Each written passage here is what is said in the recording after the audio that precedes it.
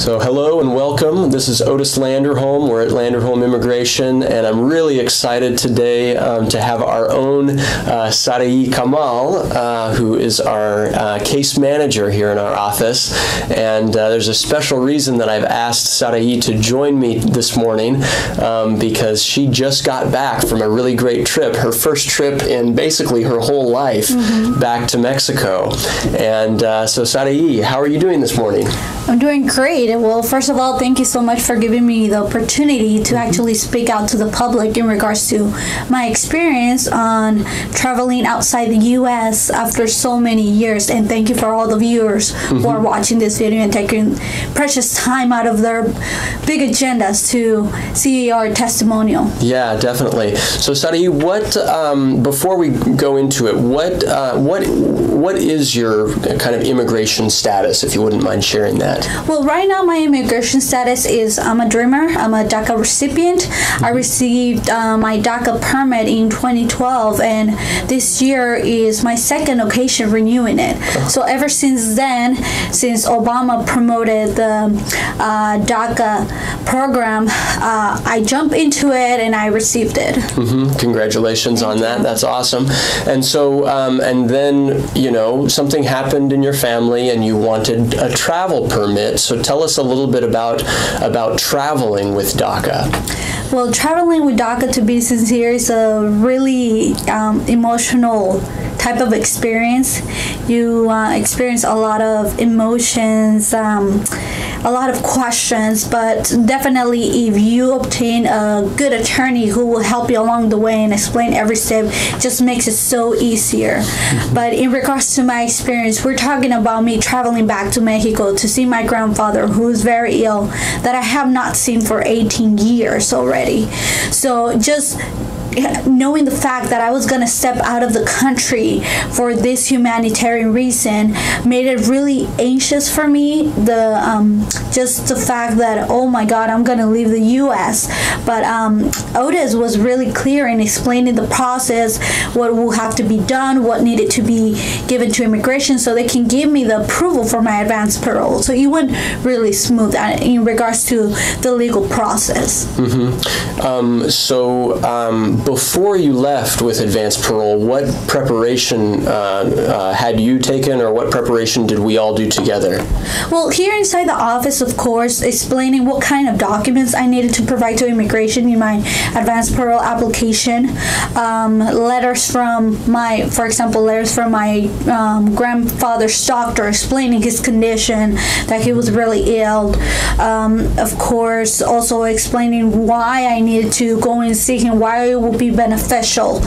Once we got the approved advanced parole, then the next steps was me personally, what I prepared was just a collection of all the documents explaining since when I have been a DACA recipient, especially right now proving that I am currently in the process of renewing my DACA and my work permit. Now, in regards to the office, what they did to prepare me before I left, they created this letter explaining that, of course, I had to obtain advanced parole, that I had permission to leave the country, and that it was really necessary for me to come back to the U.S. And, of course, I mean, I had everything in order. Exactly.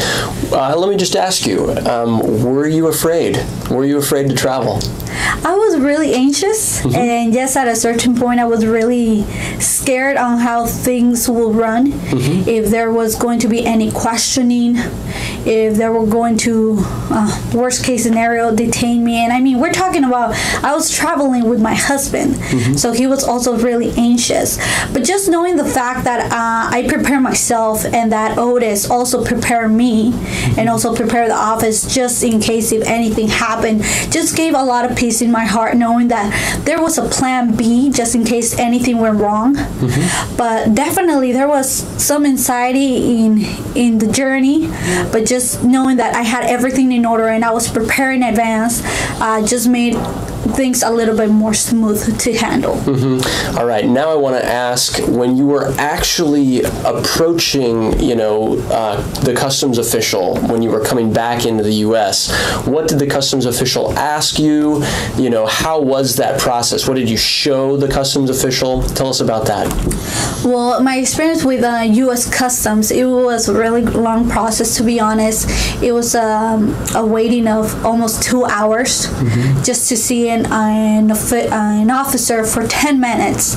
So basically what I did is, once I step into the U.S. Customs office, they ask you to turn in your passport, also your ticket of travel. In my case, I also had to turn in my husband's U.S. passport to prove that I was coming also along with him. So we turned that in along with other documents, my advance parole approval notice, also the letter that Otis prepared here in the office stating that I needed to come back. And I also turned in my biometrics appointment notice, because I had a biometrics appointment the following day after coming back. So I turned all of those in as supportive documents. Once I saw the officer, he just grabbed my documents, he went through them, he asked me for my information, first and last name, address, phone number, just basic information. But either way, I was just prepared with evidence in my phone, with photos and a diary that I created along the way, just in case if he wanted to really see that I went to see my grandfather. So I was prepared, but I didn't show it unless he was going to ask me for it. But he just took my documents, filled in my information, stamped the advance parole approval notice, and that was it. He just let me go, no questions asked. Awesome. Well, congratulations, and thank you so much for sharing that with us today.